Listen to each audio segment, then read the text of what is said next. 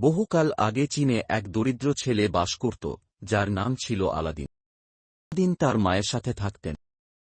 একদিন এক ছদ্মবেশী ব্যবসায়ী আলাদিনের বাড়ির খবর নিচ্ছিলেন। ব্যবসায়ীটি বাড়িতে এলেন এবং আলাদিনের মাকে বললেন, আমি একজন আরবের ব্যবসায়ী। তোমার ছেলে আমার সাথে আসুন, আমি তাকে পুরস্কৃত করব।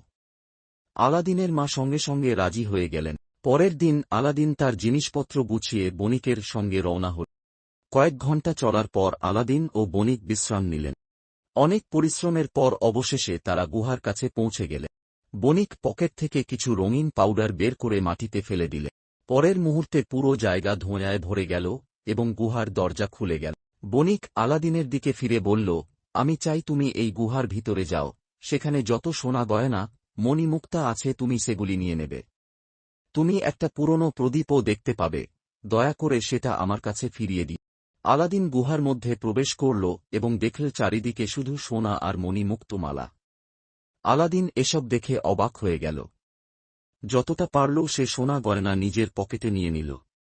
তারপর বণিকের কথা অনুযায়ী প্রদীপ খুঁজতে লাগল।